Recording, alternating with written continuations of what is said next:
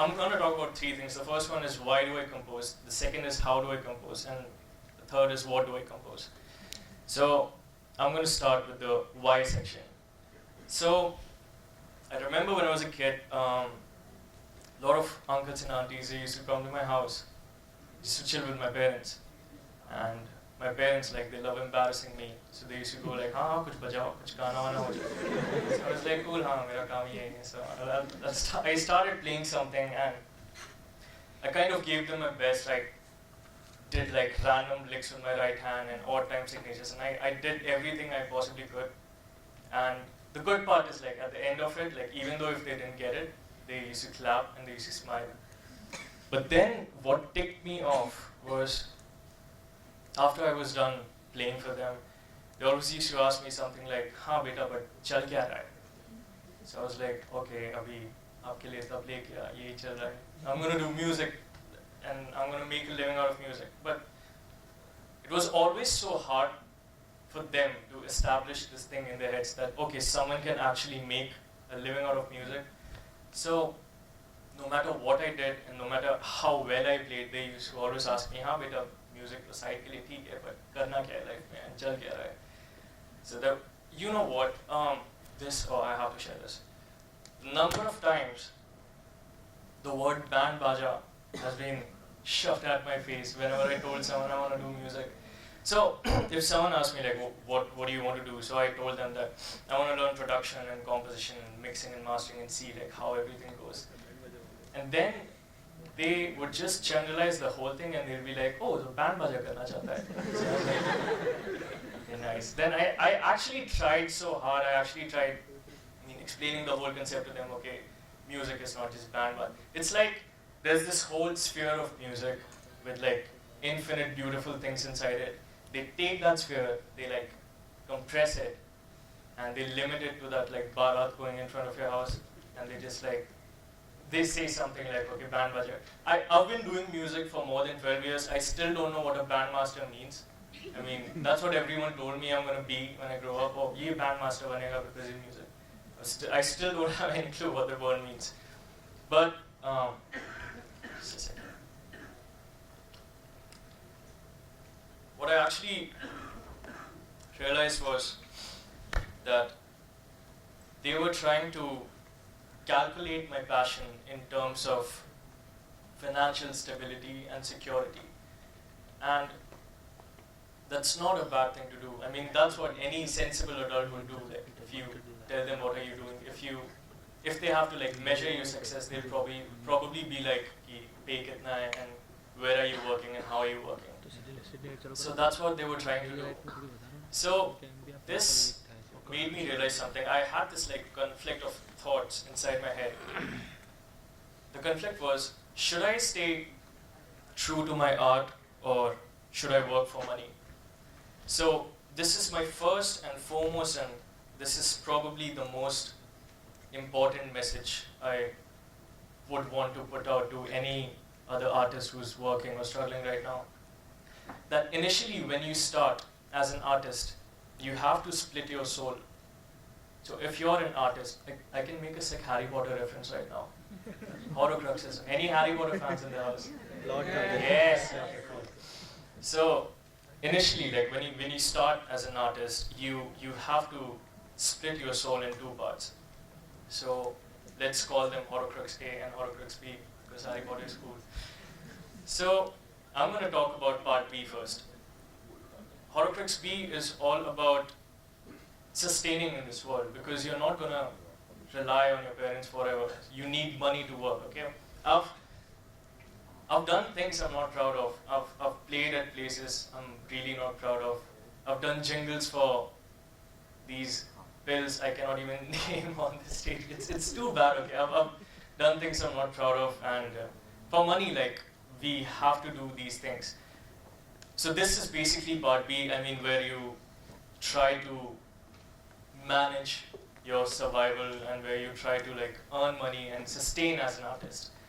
Part A is all about staying true to yourself as an artist. So part A is all about doing things which actually make you happy and things which give you a a sense of self-contentment.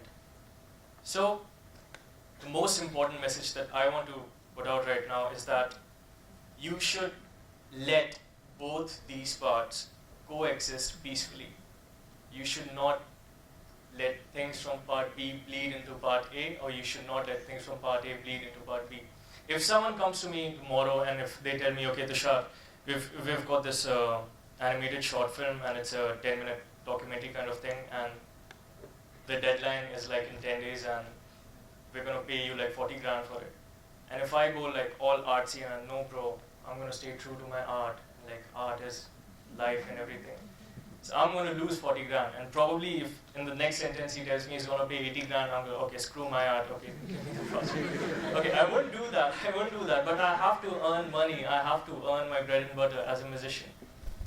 And the basic point is, you should actually learn how to earn. You shouldn't be hesitant in taking projects which can support you in some way financially.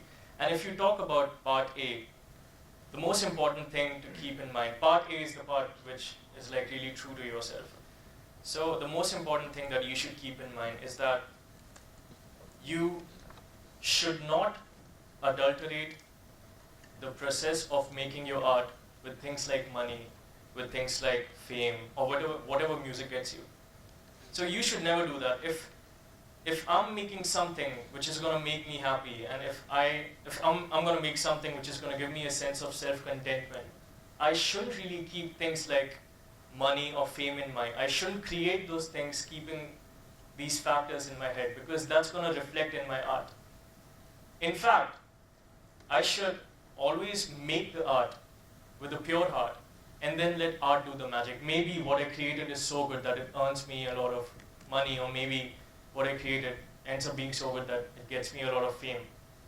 So my point being that as an artist, you should really let these two sides of yours coexist peacefully. I mean, there's nothing wrong with having two sides. So that's the first really important thing I wanted to share. The second thing, that was why I would compose something. The next part is how do I compose something? So a lot of people have a lot of different approaches. Some people, they start with the rhythm section, they usually jam to a groove. Other people, they just get together in a jam room and they create something out of it. My process is a bit different. I rely heavily on emotions. So for me, the more vulnerable, the more oversensitive I am while I'm composing, the better it is for me. I mean, I know this is going to sound really lame, but that Dard thing in Rockstar, the movie, Dard Hona Chahiye, that actually works, man. I'm not lying. It actually works. If you are emotionally unstable, that's a heavy word to use, but it still works. It's going to reflect in your composition.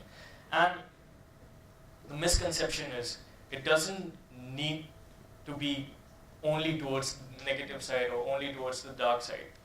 I mean, your disposition should be really heavy towards any particular emotion. So if you're really happy, it should reflect in your work. If you're really sad, it should reflect in your work. And if you're oversensitive, it helps, because if you're playing and if you're feeling things inside yourself, okay, so this is making me sad and this is making me realize something and this is changing things inside me. So that's really gonna fasten up the process of composition. And also another thing that I would want to cover is, how do you proceed with your composition? So suppose if you give me any random topic, okay, suppose if my dog dies. Now that's a very dark and sad thing, okay? I have a healthy dog, I should not say that, okay, touch wood. Okay. So, but suppose if my dog dies and if someone tells me to write a piece on that. So, I wouldn't start the piece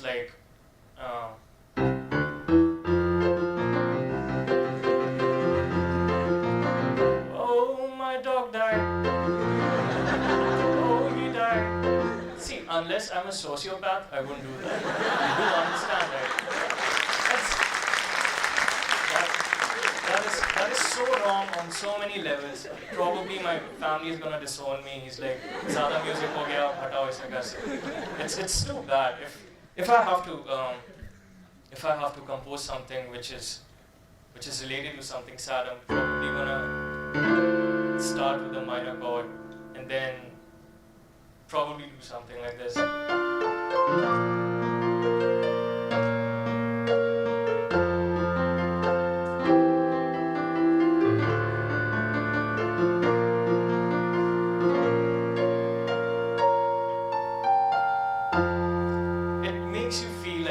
Something sad.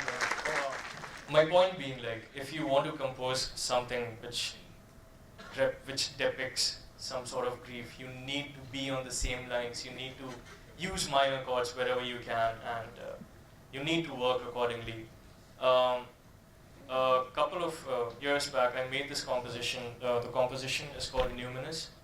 Numinous, the word means something which scares you, but it also fascinates you. So the composition, like, it had a lot of things. I'm just going to play the piano bits. So it went like...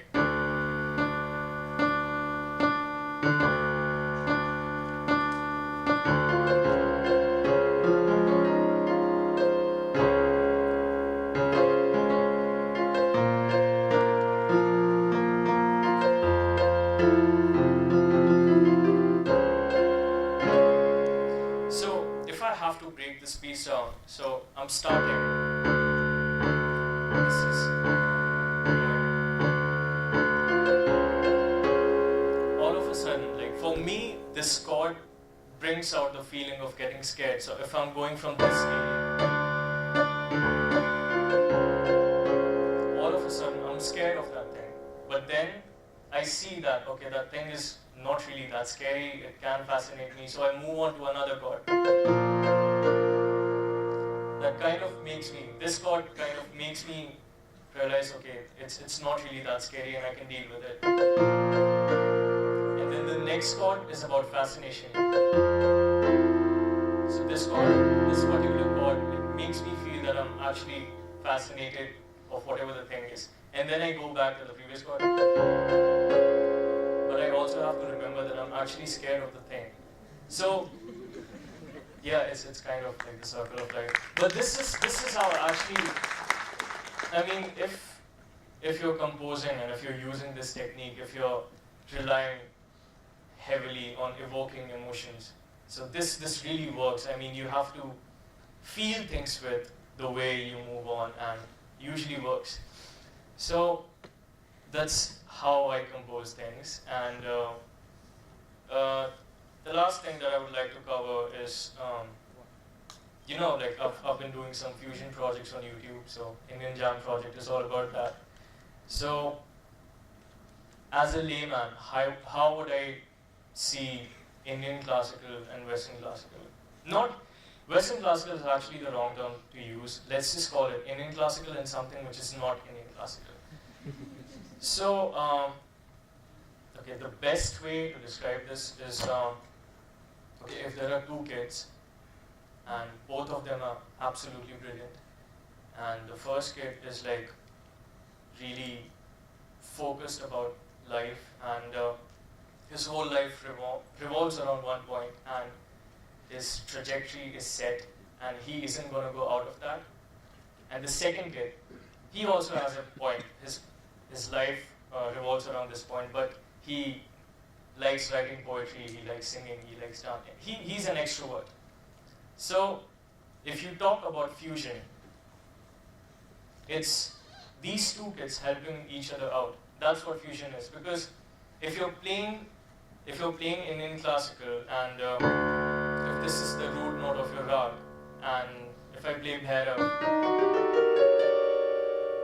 now if these are my notes, no matter what I do, as long as I'm revolving around the essence of this song, it doesn't matter. So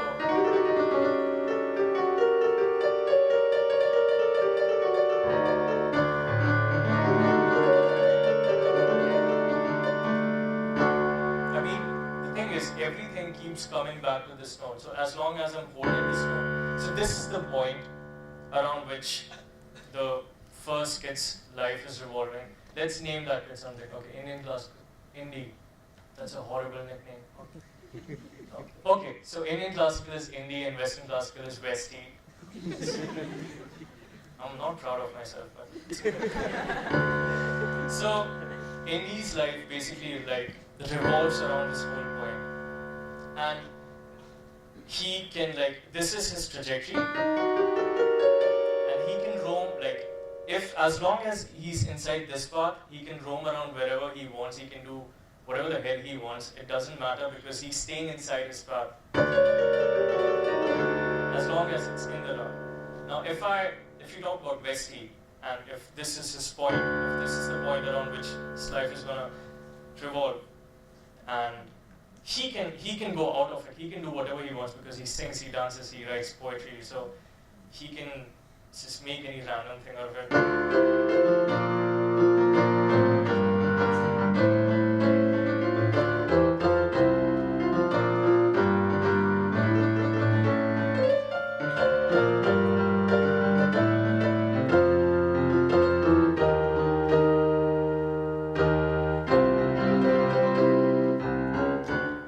Also came back to the same note, but he roamed around way too much and he was everywhere. So that's how I see Indian classical and things which are not Indian classical actually. That Indian classical, you always revolve around something, you have a center.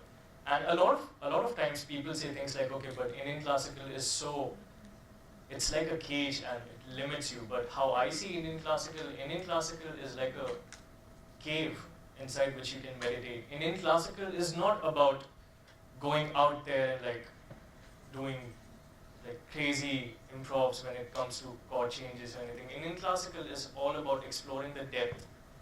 And when it comes to things which are not Indian classical, it's all about everything else which is not Indian classical. So it's about exploring your way around and doing a lot of other things which you might not do in Indian classical.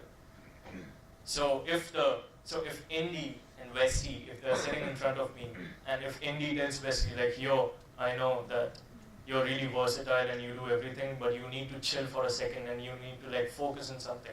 And if Westie tells Indie that, yo, I need I know that you're not really into anything else apart from studying, but you need to diversify a bit and see what else you can do. You need to take your life, take a chill pill or something. But that's exactly what fusion is. I mean, the Indian aspects of thing helping out the Western aspects of thing. I mean, when both these things merge, and the end result is usually something beautiful because it has the essence of Indian, but it's constructed around the Western sphere. So I mean, usually works out. That's how. It's a nice ringtone. Keeps distracting me. Okay. So that's how. I mean, that's exactly how Indian Jam Project also works. That I take the Western compositions and I make sure that all of it is revolving around one single point. So I recently did this video. I covered Interstellar with all the guys and in a very Indian way. So I had to write parts for flute, and that was a task. But when I was doing that, I kept this thing in mind that, okay, since I have to give an Indian essence to this thing, it needs to revolve around one central point. So if you go back and if you like that cover and if you listen to it again, you'll probably notice this thing that whatever the flute is playing, it revolves around one single note. And that's very important because that's how fusion is done.